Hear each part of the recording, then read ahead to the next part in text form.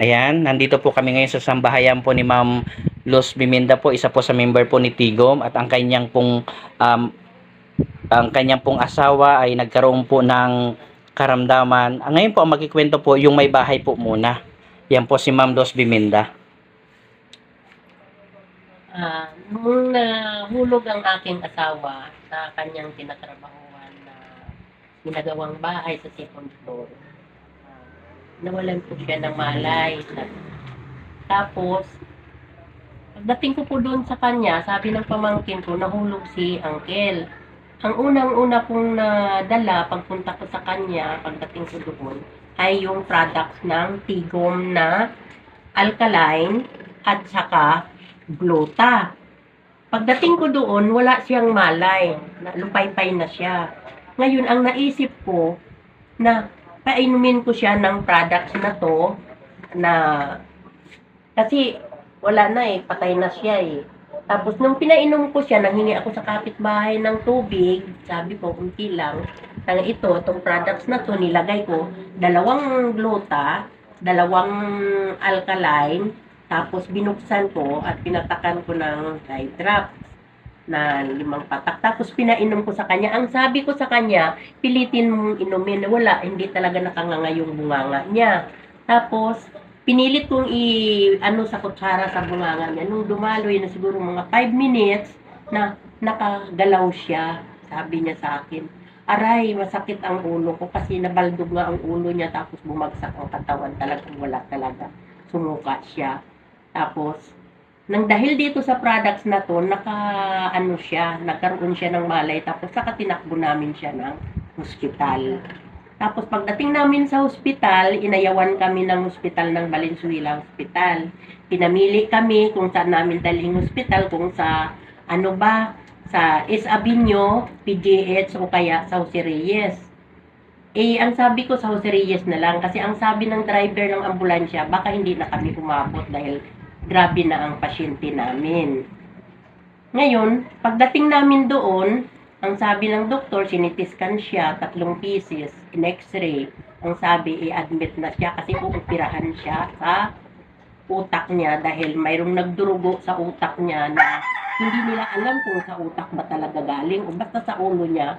Tapos ang ulo niya, pag hinawakan mo sa likod, pag ginanyan mo ang likod niya, ang balat, yung dugo doon ay parang yung kilipis na pag sinakinay mo.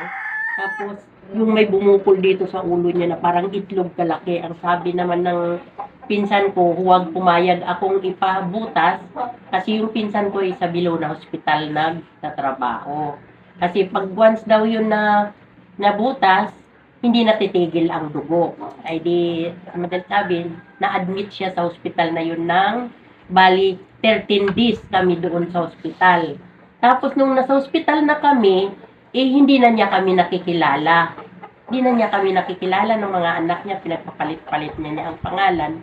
At ang sabi niya sa akin ay masakit ang niya. At sabi niya, mahal mo ba ako? Sabi niya, huwag mo akong iwanan. Sabi niya ng ganun sa akin kasi siguro masama na ang niya. Ang sabi ng doktor, nung mag-hysterical siya, ang sabi ng doktor, dalagyan nila ng tubo. Hindi ako pumayag. Sabi ko sa doktor, 4 na doktor, na kung hanggang saan lang siya ibibigay sa akin ng Panginoon na buhay, tatanggapin ko. Pero hindi ko matatanggap na patubuhan ko siya. Kasi lahat kasi nang nakikita ko doong tubuhan na 7 katao, puro patay. Tubuhan ng alas 6, pagdating alas 4 ng hapon, patay na. Ngayon, ang sabi ng doktor, hindi ako papayag na tubuhan. Ang sabi niya, i-discharge daw kami sa hospital. Ay di, sabi ko, sige dok, papayag ako. Magpipirma daw ako ng Oo, sabi ko ng ganon. Ngayon, kinabukasan, nagtanong ako sa pinsan ko na tulungan niya ako kasi ayaw ko na pumayag na tubuhan ang asawa ko kasi natatakot ako na baka mawala siya sa akin. Ngayon, ang sabi ng pinsan ko, sige, may papuntahin ako dyan na tao na galing doon sa Bilona Hospital. Pati tinanong ako nung umaga, sabi niya, nanay, kaya mo bang i-handle ang asawa mo sa bahay? Kasi hindi na siya nakakagalaw, hindi na, naparalyze na siya. Yung kanang kamay niya, hindi na niya magalaw. Yung paa niya, hindi na rin magalaw. Tapos yung mata niya, parang naduduling niya. As in, hindi na talaga siya makagalaw na. Nagdadiaper na siya. Tapos, ano na yung, lagi siyang kumikirot ang ulo kasi hindi nga ako pumayag na tubuhan siya.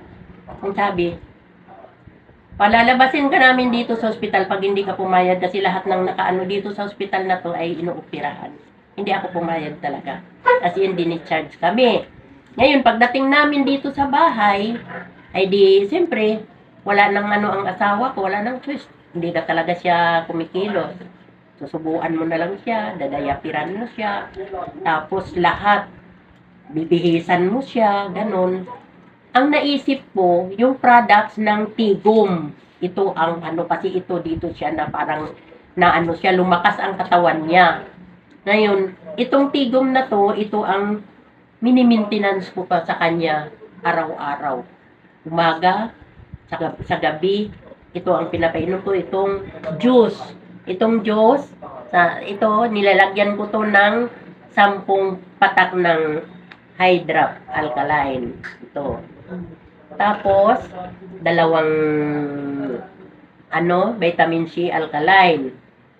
Tapos, ito, isang blota. Pinapainom ko sa kanya yan sa loob ng isang araw.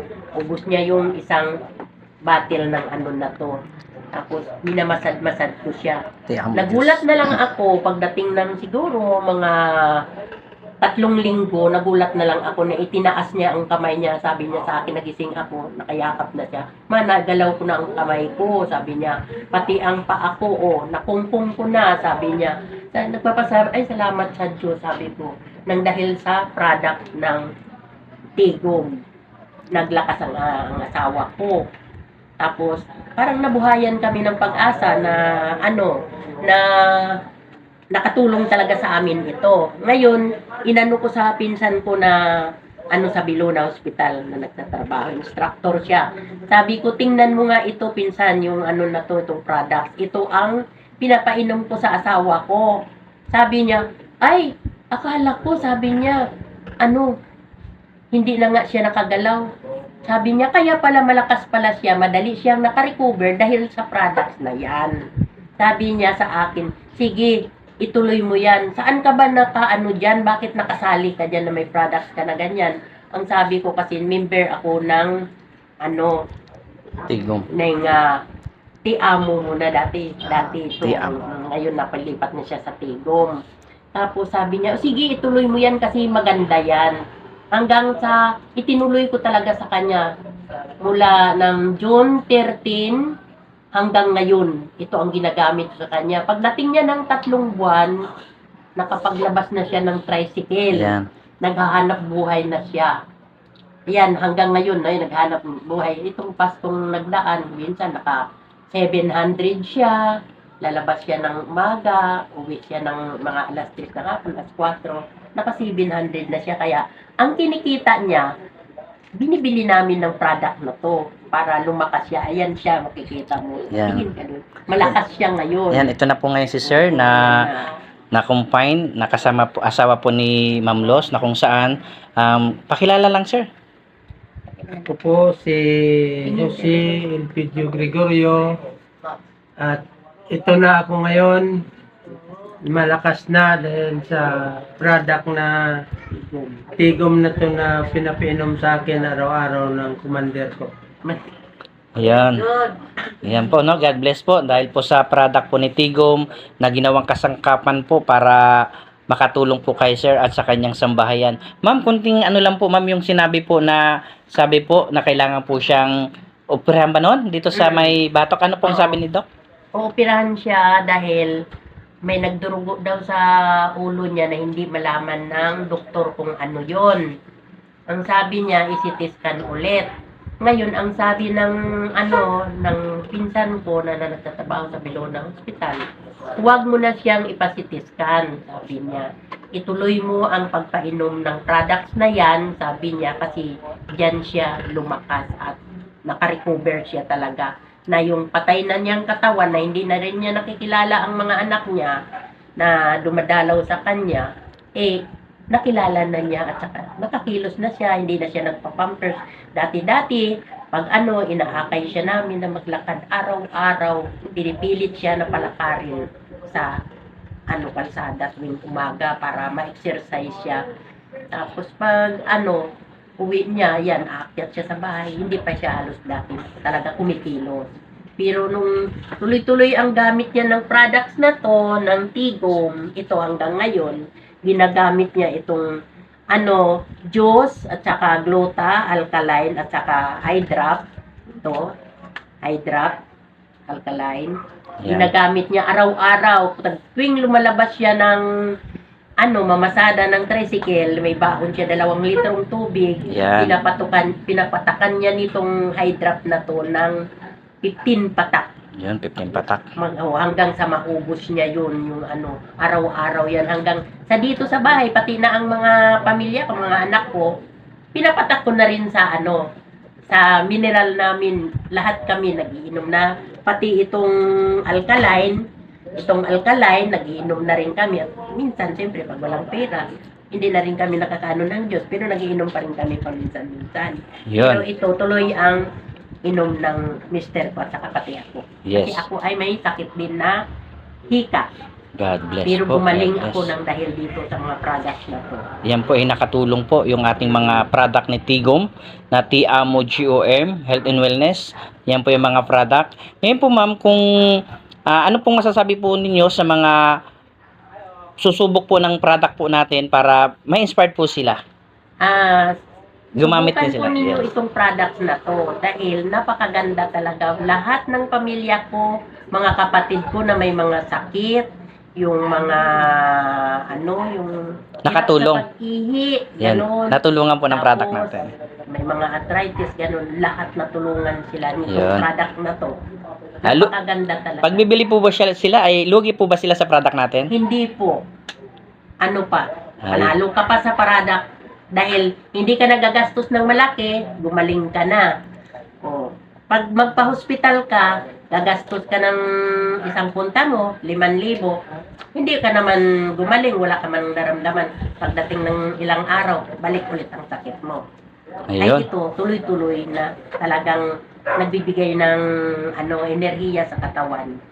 Yun, God bless po. Yun, ayan po ang mag-asawa na ngayon po ay member na po sila ng Tigom Health and Wellness dahil tuloy-tuloy po ang pag-inom po nila ng product po ni Tigom. Kaya ngayon po sa mga gusto rin po mag-share po ng kanilang testimony sa paggamit po ng product, God bless po sa ating lahat. At kay sir, yan po sir, kunting na lang po, ano pong masasabi po ninyo sa inyong karanasan?